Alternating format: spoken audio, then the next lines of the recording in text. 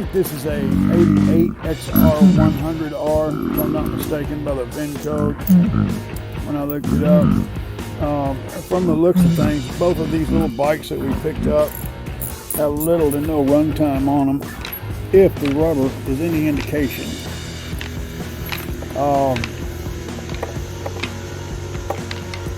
This one I think is an 88. I believe this one over here is a 1984, if the VIN code's right. There again, look at the rubber. And just a super clean little bike. Seats aren't torn, plastics aren't broke, stickers, chrome, and some of the paint like on the swing arm and the motor, a little bit faded. This has got a no, God, please, no.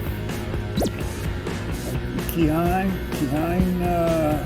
carburetor. I guess that is. I guess that's stock. I don't know. Is there a name on the carburetor on this one here? See any stamp or anything? Yeah, Keyhine, that's the same kind, so that must be stock. I think what we got here is we got a couple of bikes that were purchased brand new or near new, ran a little bit, and then was set up and forgot about. Unfortunately, what had happened where we picked these up is the area was flooded, and I believe the water got up to the motors. So very possible. But hey, did you spray that stuff? Yeah. Okay. And you got oil? No, that's transmission fluid. You want a little bit of transmission fluid and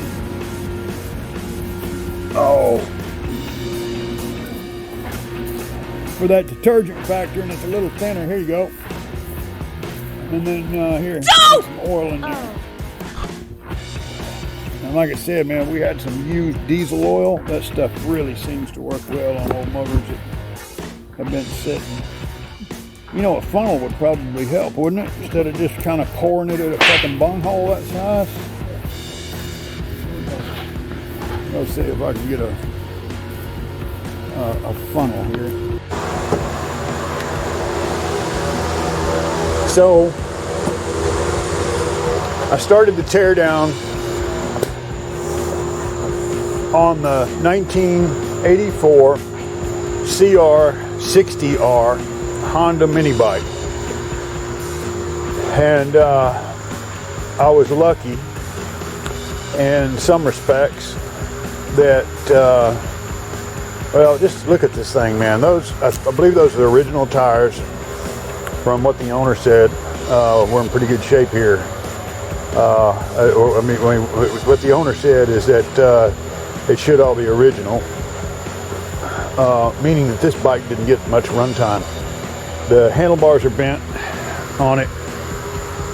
I think this side here got pushed back. Fixable, replaceable, no problem. A lot of parts are going to be hard for this to find for this thing, but this is where we got blessed. Right there, you see that? Look at this. Okay, so this thing was in a flood, and you see that piston right there? That opens and closes to allow your mud and water to get in. Actually, air. And because that's closed, I think that may have kept that and some of the mud you got there kept a lot of the crap from getting in the piston. We will more than likely just buy another carburetor for this thing, new pickcock, and full ignition system. But look at that, you can look at that head gasket there. Head gasket still looks like it came out of the factory. Of course, we want to take it all down and take a look at it, make sure we don't have any holes scarring or anything in the cylinder walls. And if we do, we'll address it. Maybe we can hone it out a little bit, go a little over. But as of right now, the motor is free. And for all intents and purposes, it's pushing stuff out of there pretty good. So it's got compression without a plug. I mean, you know, it's moving stuff around real well, so we don't have a busted piston or piston that snapped off or anything busted loose inside. So the plastics look real good. The seat's immaculate. There's no holes or tears in it. Got a little bit of sun fading. The factory black stickers, I blew those off with a pressure washer. The important notice stickers are still in good shape. I blew the one off the front, you know, that big one. It's easy to get a lot of stuff underneath it. So the factory Honda stickers are still on the tank, which you can still buy those. You can still buy this sticker down here on the trailer arm. We will definitely need a chain, and don't know what I'm going to do with the rims yet. We may just strip those down and anodize them. I think it'd probably be cheaper trying to chrome them or buy new ones. We'll just cross that bridge when we get to it. Hell, we may just sand them down and paint them with some kind of bad paint. So let me get into it some more and I'll share it with you as I get there. We were out on a deal buying some airplanes, and I ran into a guy that had a little shed out back. I seen an ultralight airplane that was trashed in the weather. I seen a power chute cart that was trashed in the weather. And then there was these Honda motorcycles sitting over in the corner, and I said, hey, what's up with these? He said, well, they got flooded. So I really don't know what's going on with these bikes still at this point. We just started to tear into them. Here are some still pictures. Trying to get the VIN numbers and decode them and everything. This bike here was also in there. I don't know what we're going to do with that. Probably somebody I don't like, I'll give it to them. But there's an XR100 that's in the 80s. I haven't decoded the VIN on it. And then this is the 84 CR60R, only made in 83 and 84. It's kind of like a stepchild or a bastard, if you will, of that 60 line. But they say that this motor is a beast. It is a powerhouse, and you can tell from the card pictures that it got a lot of mud and stuff in it. But the motor doesn't look too bad. Clutch looks good. Everything on the other side looks good too. Here we are on July. Check out the rest of this teardown, 2021, and I got the carburetor and tank, muffler, airbox. Airbox is in bad shape, man. As far as dirt and crap and sludge is concerned, it was full. The filter was completely corroded and out of there, but the airbox itself is in great shape. The fuel tank looks like, you know, it looks like a used tank, but I mean, it looks brand new still.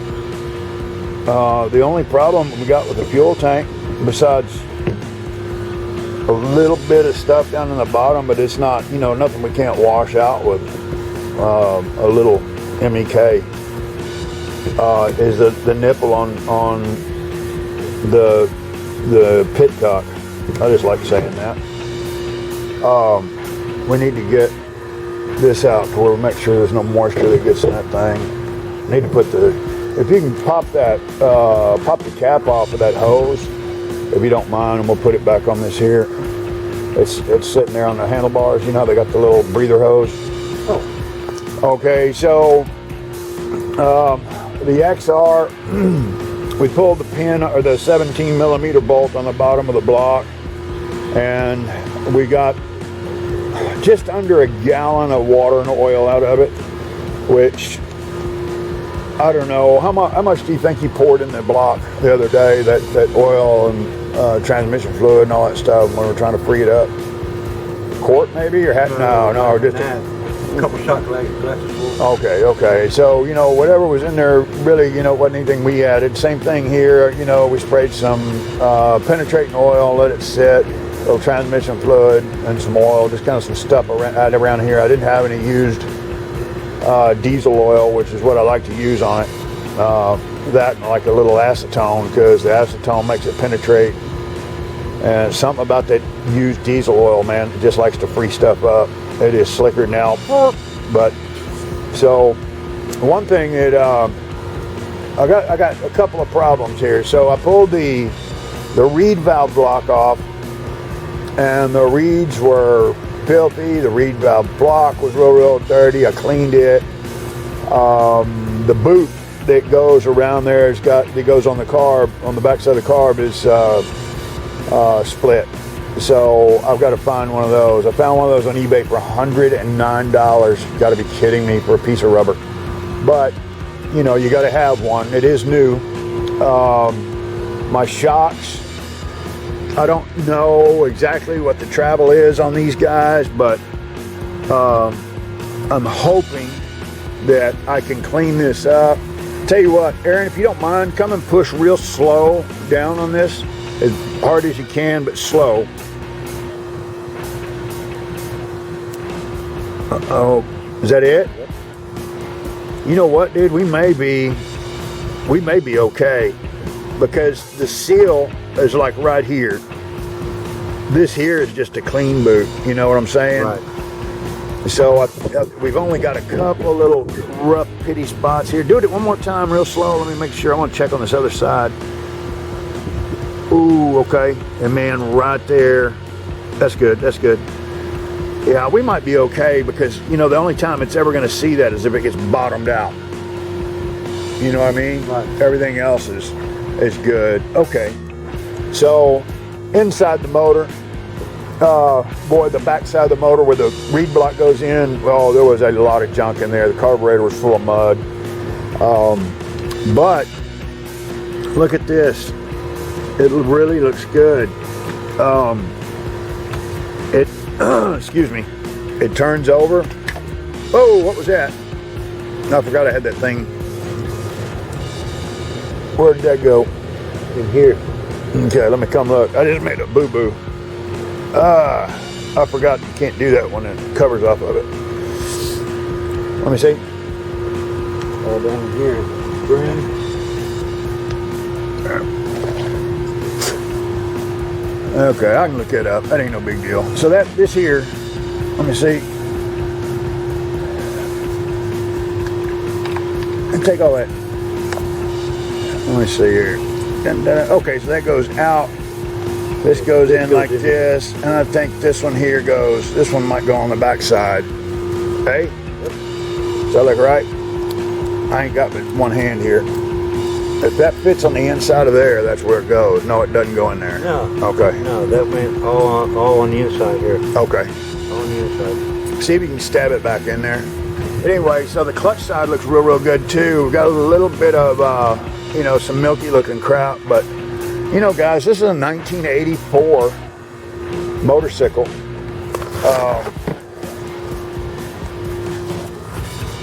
I was surprised that, well, this here's aluminum. I think the other cover's plastic. Look at this seat, man. This is a 1984 motorcycle, and not a garage-kept motorcycle, you know, like a big streeter. You know, this is a dirt bike that people throw under trees and leave them outside over the weekend, and kids treat like crap. There's not a crack in any of the plastics. Most all the stickers. I'm just, you know, I'm really impressed with, you know, the condition of the bike.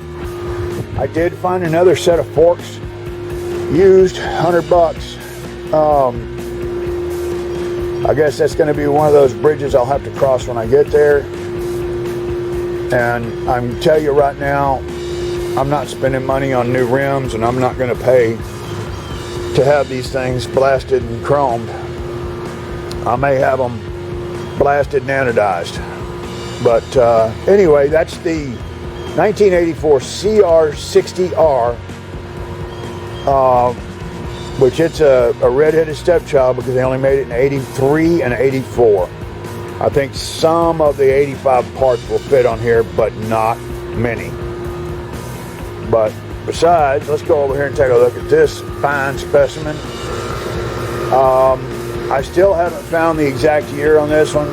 The VIN number is not decoding properly, saying I've got some digits wrong, but I don't. I want to say that this is like 84, 85 XR100R. I'm not a big dirt bike fan. When I say, it's not that I'm not I'm a fan, I ride street bikes.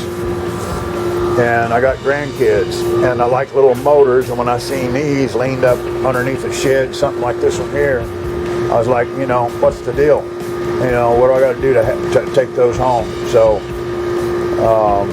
I think I'm missing a little cover here, and I'm not going to push on it hard, but I got the plug out, and it's still not wanting to turn. But I don't know. There's a very strong possibility that it's in gear like the other one was.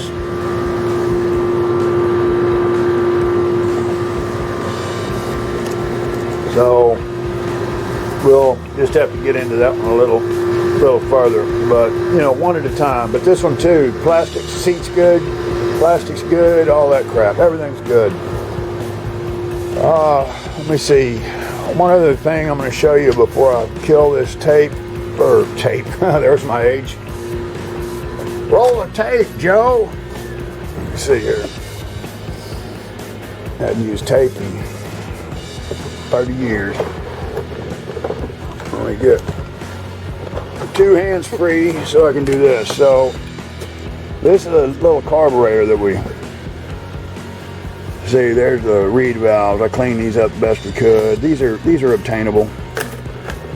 That there, corrosion, got that. And that was on the side where there was a lot of dirt and mud. So I boiled this one, if you want to call it that. I put it in the ultrasonic cleaner, and oh hell, what I use? I think I didn't have the green. I only had awesome orange, but it worked pretty damn good. I haven't had an opportunity to do any rubbing on the outside of it. Really, I was mainly concerned with the stuff that was in it. Every orifice was plugged. Every orifice had crap in it. And this thing was full of mud, dirt, bug scum, and slug poo, and all kinds of stuff. But we took all of these out, cleaned all of this stuff. I ran some carb cleaner through it, ran some pressured air through it, and I believe I've got this thing back to where it would be a working carb. You know, there's always that chance that got something goofy you can't see, but this is that crack. That's the little crack right there. Yeah, I was saying on the reed block. Now, if you cats know a way to mend that, that would be great, because I'd love to be able to mend this, you know, to get, you know, preliminary start and run to make sure the thing's just not gonna come apart. I don't want to split the case, and you've got to split the case, I think, so you can inspect the bearings. I'm going to do my best to leave the motor, I don't know, man. I'd like to leave the motor on the frame, but I've just never done this before, so I don't know. So if you got some comments that you'd like to send me, man, I'd appreciate any help. I'm going to do some more internet reading and probably find a repair manual for this thing, so at least I'll have some schematics and some drawings and stuff. If y'all know where I can get that stuff online for free, that would be helpful too. But we love help. You know, we like people getting involved in our projects. And if you don't mind, like and subscribe. We're trying to get the subscribers up. Go check out, if you're into bikes, go check out our Tote Goat build. Our Tote Goat build is amazing. It's something we found in Oklahoma in an old body shop, and it sit on the back fence for years. And man, we dolled that thing up and ended up selling it to a very nice man up in Utah that was tired of his Coleman mini bikes breaking every season. So we sent him a beast with a trailer, and all military themed out. You got to go see that. Maybe I'll put a link somewhere over there, you know. Anyway, I'm going to quit yapping. Also, got to know Joe Hobbies in Spring, Texas. If you need anything in the hobby world, baby, we got it all. Look at that. Gas boats, helicopters. Hell, we even got gas helicopters.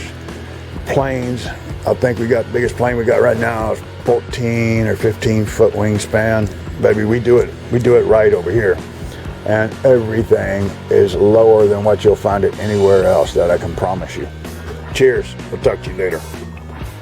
Jumper!